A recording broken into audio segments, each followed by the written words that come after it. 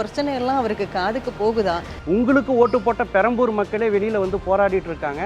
அதை பார்க்கறதுக்கு உங்களுக்கு நேரம் இல்லை. ஆனால் நீங்கள் வந்து தூய சக்தின்னு இங்கே இருந்துகிட்டே வந்து உங்களுடைய குரலை வெளிப்படுத்துறதுன்றது எந்த மாதிரியான மனநிலைன்னு தெரியல. பள்ளி கல்வித்துறையில் அந்த பேக் வந்து திருக்குறளை நாங்கள் தான் புதுசாக போட்டோம். ஆனால் கடந்த ஆட்சி காலத்திலே அது கொண்டு வந்த திட்டம் அப்படின்றதெல்லாம் இன்றைக்கி சமூக வலைதளத்தில் நாம் பார்த்துட்ருக்கோம். முதல்வர் அப்படின்னு எங்கெங்கெல்லாம் இருக்கோம், முதல்வர் படைப்பகமாக முதல்வரை தூக்கு படைப்பகத்தை வை, நான் முதல்வனா அதில் இருக்கிற முதல்வரை தூக்கு அப்படின்ற மாதிரி தான் இருக்குது. ஒரு பள்ளியில் எப்படி போய் ஆய்வு பண்ணணுன்றத முன்னாள் அமைச்சர் எங்களுடைய மாண்புக்குரிய அண்ணன் அன்பில் மகேஷ் பொய்யாமொழி கிட்ட அவங்க ஒரு வாரம் டியூஷன் போயிட்டு வர சொல்லுங்கள். எதை சோஷியல் மீடியாவில் போடணும், எதை சோஷியல் மீடியாவில் போடக்கூடாதுன்ற அந்த தன்மையை முதல்ல அவங்க போய் டியூஷன் எடுத்துட்டு வந்துட்டு சொல்லுங்க.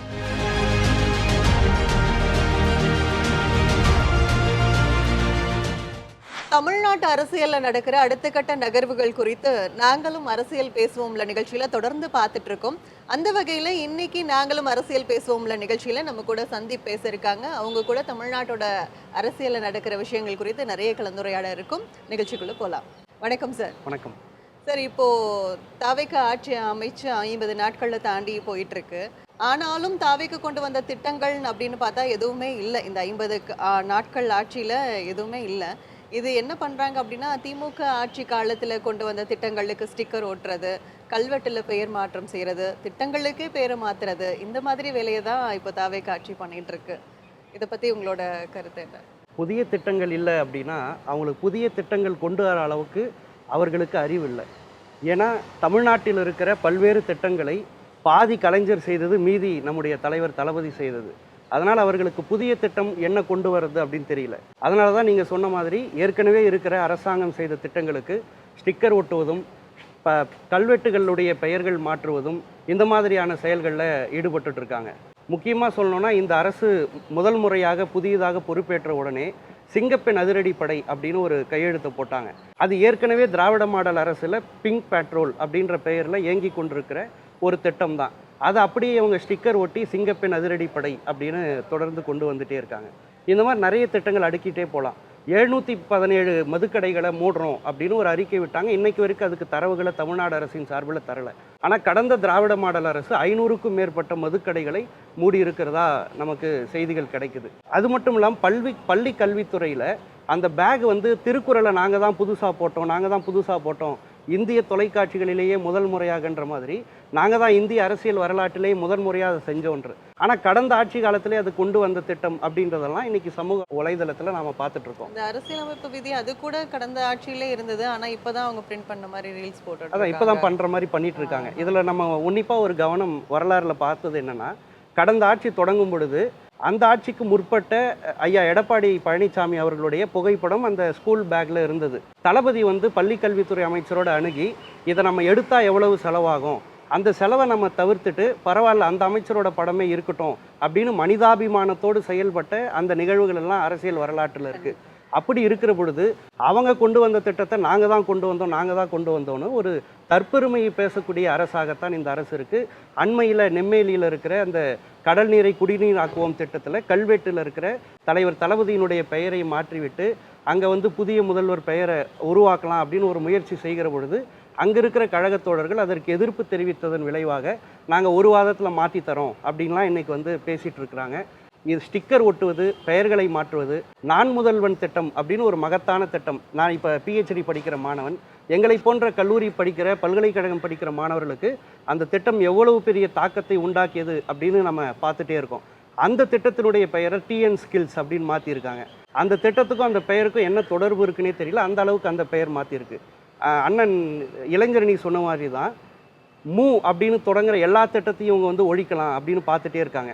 முதல்வர் அப்படின்னு எங்கெங்கெல்லாம் இருக்கோம், முதல்வர் படைப்பகமாக முதல்வரை தூக்கு படைப்பகத்தை வை, நான் முதல்வனா அதில் இருக்கிற முதல்வரை தூக்கு அப்படின்ற மாதிரி தான் இருக்குது. ஏன்னா அவர்களை பொறுத்தளவில் இன்றைக்கும் முதல்வராக முத்துவேல் கருணாநிதி ஸ்டாலின் தான் இருக்கிறார்.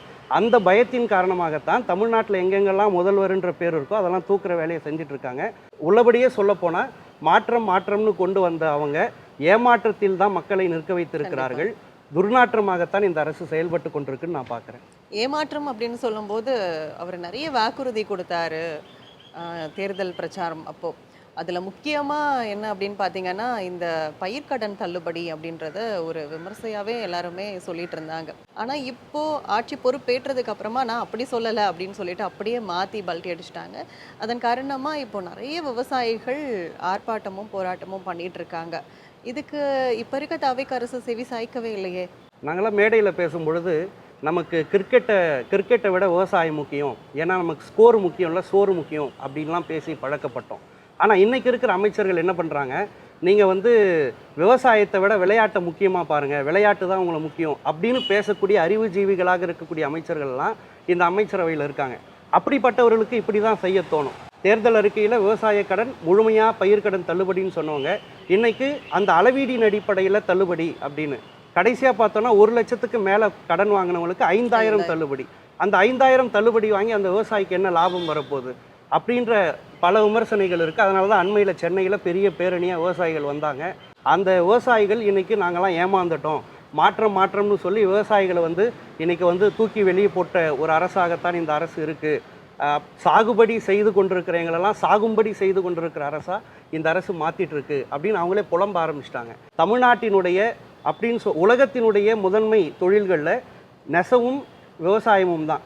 அந்த 2 பேரையும் வஞ்சிக்கிற ஒரு அரசாக இந்த அரசு மாறிக்கொண்டே இருக்குது. இது அந்த அரசாங்கத்துக்கு நல்லதல்ல அப்படின்னு தான் நாங்கள் சொல்கிறோம்.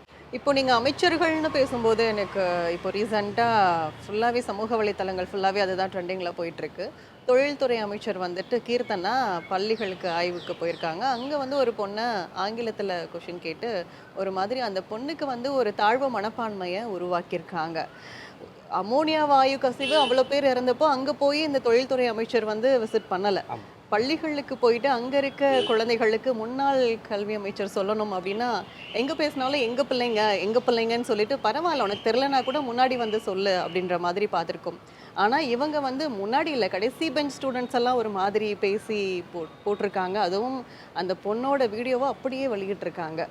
தமிழில் ஒரு அழகான சொல்லாடல் இருக்குது, முதல் கோணல் முற்றிலும் கோணல் அப்படின்னு. அவங்க பதவியேற்கும் பொழுதே அந்த சான்றிதழ் கொண்டு வரலை அப்படின்னு சொல்லிட்டு சபாநாயகர் வந்து அவங்கள பதவியேற்க முடியாதுன்னு சொன்ன அந்த காட்சியெல்லாம் நம்ம பார்த்தோம். அப்போ அவங்க தொடக்கத்தில் இருந்தே தன்னை முன்னிலைப்படுத்தி கொள்ள வேண்டும், தன்னுடைய முகத்தை அடிக்கடி சோஷியல் மீடியாவில் சமூக வலைதளத்தில் காண்பித்து கொண்டே இருக்கணும்னு அவங்க நிறைய இந்த மாதிரியான சர்ச்சைகளை மாட்டிக்கிறாங்க. அதில் தான் ஒன்று நீங்கள் சொன்ன அந்த பள்ளி கல்வித்துறை, ஒரு பள்ளியில் எப்படி போய் ஆய்வு பண்ணணுன்றத முன்னாள் அமைச்சர் எங்களுடைய மாண்புக்குரிய அண்ணன் அன்பில் மகேஷ் பொய்யாமொழி கிட்ட அவங்க ஒரு வாரம் டியூஷன் போயிட்டு வர சொல்லுங்கள்.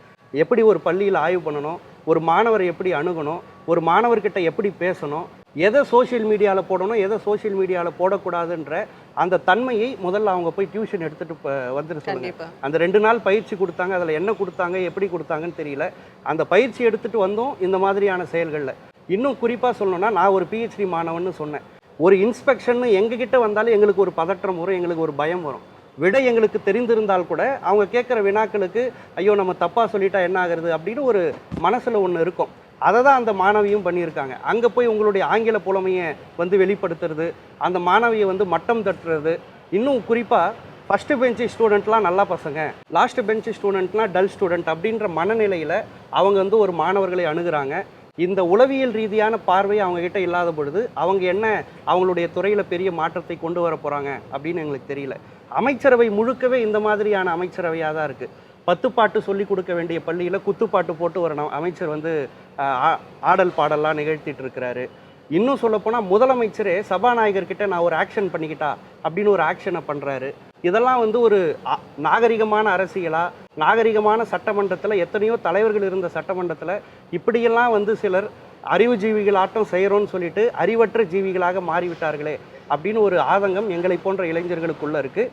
அதில் ரொம்ப முக்கியமாக கீர்த்தனா ரீல்ஸ் தனாவை நாங்கள் பார்த்துட்ருக்கோம். கண்டிப்பாக இவங்க இந்த ரீல்ஸ் மோகத்தில் இருக்கும்போது தமிழ்நாட்டுக்கு வர வேண்டிய இல்லை முந்தைய திமுக ஆட்சி காலத்தில் இங்கே நிறைய முதலீடு பண்ண நிறைய நிறுவனங்கள் வந்து இப்போது ஆந்திராவில் போய் முதலீடு பண்ணிட்டு இருக்காங்க.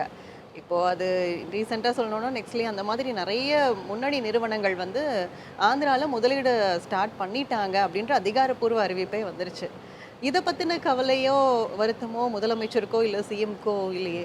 இவங்க ஆட்சியில் என்ன நடந்தாலும் அதுக்கு முந்தைய திமுக ஆட்சி தான் காரணம், முன்னாடி இருந்தவங்க தான் காரணம் அப்படின்னு பழி போடுற அளவுக்கு தான் இவங்களுடைய கருத்துக்கள் இருக்கே தவிர அதுக்கு என்ன பண்ணால் சரியாகும், அந்த துறையில் எதை மாற்றினால் மாற்றம் கொண்டு வர முடியும் அப்படின்னு யோசிக்கிற ஒரு அமைச்சரவையாவோ ஒரு முதலமைச்சராவோ ஒரு அமைச்சராவோ இவங்க இல்லவே இல்லை.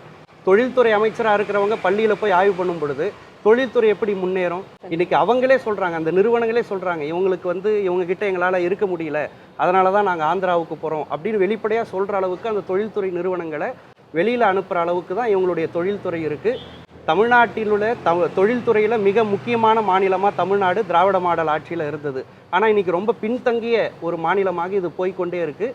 இது தமிழ்நாட்டுக்கும் நல்லதல்ல, இந்த அமைச்சரவைக்கும் நல்லதல்ல. இப்போ இவ்வளோ விஷயங்கள் நடக்கிறப்போ அதுக்கு எதிராக நம்ம சோஷியல் மீடியாவில் ஏதோ ஒரு பதிவோ இல்லை நம்மளோட கருத்தோ வெளியிட்டா கூட அவங்கள கார்னர் பண்ணுற மாதிரி தாவேக அரசோட நடவடிக்கைகள் இப்போ ரீசெண்டாக நம்ம நிறைய இடங்கள்ல பார்க்குறோம். ஜென்சி அமைப்பை சேர்ந்தவங்கள கூட இப்போது கைது பண்ணாங்க. இப்போ வெளியில் திருப்பி அவங்க நீதிமன்றத்துக்கு போகும்போது கூட அவ்வளோ பிரச்சனைகள் தாவேக அரசு ரீதியாக காவல்துறைக்கு கொடுத்து பண்ணிட்டு இருக்காங்க. நான் இது எப்படி பார்க்குறேன்னா, பிஜேபிக்கும் இவங்களுக்கும் இந்த மாதிரியான செயல்பாடில் ஒரு கனெக்ஷன் இருக்கிறதா பார்க்குறேன். மோடி என்ன பண்ணுவார், நாடாளுமன்றத்தில் பேசவே மாட்டார். அப்படி பேசினா எல்லாத்துக்கும் காரணம் எதிர்க்கட்சிகள் தான், காங்கிரஸ் தான் அப்படின்னு சொல்லுவார். அவர் பேட்டியாளர்கள் பத்திரிகையாளர்கள் யாரையும் சந்திக்க மாட்டார். அந்த மனநிலையை அப்படியே நீங்கள் இன்றைக்கு இருக்கிற முதலமைச்சர் ஜோசப் விஜய் கிட்ட பார்க்கலாம். பத்திரிகையாளரை சந்திக்க மாட்டார், சட்டமன்றத்தில் பேச மாட்டார். அப்படியே பேசினா அந்த பழியெல்லாம் தூக்கி எதிர்க்கட்சியில் போடுவார். அந்த மாதிரியில் தான் இன்றைக்கி இந்த எப்படி பிஜேபி இடி அதெல்லாம் வச்சு ஒரு அநாகரிகமான அமலாக்கத்துறையை வச்சு எப்படி பிஜேபி அடிச்சோ அதே மாதிரி காவல்துறையை வச்சு இவங்க வேலையை பண்ணிட்டு இருக்காங்க.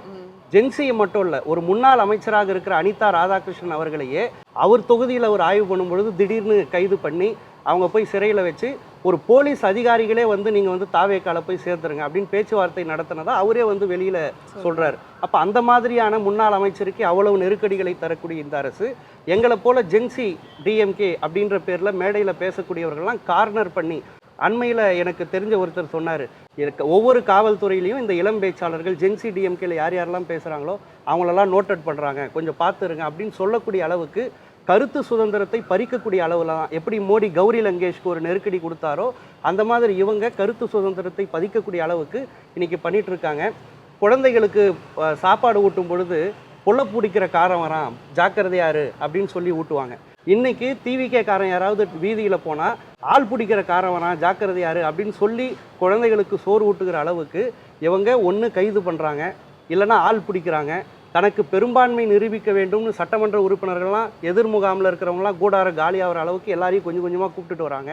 கீழே இருக்கிற அந்த உறுப்பினர்களையும் கூட்டிட்டு வந்து ஆள் பிடிக்கிற வேலையை செய்து கொண்டு இருக்கிறது இந்த தாவேக அரசு. இப்போ தலைமை செயலகத்துக்கு டெய்லியுமே முதலமைச்சர் வர்றாரு, காலையில் சாயந்தரம் போறாரு. நாட்டில் நடக்கிற பிரச்சனை எல்லாம் அவருக்கு காதுக்கு போகுதா, இல்லை அவர் நியூஸ் சேனல்ஸ் ஏதாவது பார்க்குறாரா, தெரிஞ்சுக்கிறாரா? அமைச்சர்களைப் போல் அவரும் ஒரு ரீல்ஸ் மோகத்தில் தான் இருக்கார். அவர் கையால் அவரே சாப்பிட்றாரு, டிஃபன் பாக்ஸ் கொண்டு சாப்பிட்றாரு. டானு காலையில் இந்த டைமுக்கு வர்றாரு, டானு காலையில் இத்தனை டைமுக்கு போயிடுறாரு. அவர் தன்னை ஒரு அதிகாரியாக நினைச்சிட்டார் போல இருக்கு. தான் ஒரு முதலமைச்சர், மக்கள் கிட்ட போனோம், மக்கள் எங்கெங்கெல்லாம் திரள்றாங்களோ அவங்க கிட்ட போய் பேசணும், ஆக்டிவா இருக்கணும். அதெல்லாம் தெரியாம அவர் ஒரு ஆஃபீஸ் பாய் போல ஆஃபீஸ்க்கு வராரு, ஆஃபீஸில் இதெல்லாம் பண்ணுறாரு அப்படின்னு. அது மாதிரி ஆஃபீஸ்லேயே ஒரு ஒரு குழு கூடும் பொழுது அதை ரீல்ஸ் எடுத்து போடுற அளவுக்கு அவர் அந்த அனுமதியை தராரு. இதெல்லாம் எந்த மாதிரியான மனநிலைன்னு தெரியல சார். வெளியில் பாருங்கள் சார், மக்கள் போராடுறாங்க. உங்களுக்கு ஓட்டு போட்ட பெரம்பூர் மக்களே வெளியில் போராடிட்டு இருக்காங்க. அதை பார்க்கறதுக்கு உங்களுக்கு நேரம் இல்லை. ஆனால் நீங்கள் தூய சக்தின்னு இங்கே இருந்துகிட்டே உங்களுடைய குரலை வெளிப்படுத்துறதுன்றது எந்த மாதிரியான மனநிலைன்னு தெரியல. தயவு செஞ்சு மக்களுக்காக பேசுங்க, மக்களுக்காக நில்லுங்க அப்படின்றது தான் மக்கள், ஓட்டு போட்ட மக்கள் அவர்கிட்ட கேட்டுட்டு இருக்காங்க. கண்டிப்பாக இப்போ நிறைய அரசியல் நகர்வுகள் கொடுத்து நம்மளும் தொடர்ந்து பேசிகிட்டு இருக்கோம், தொடர்ந்து பேசுவோம். வணக்கம். நன்றி.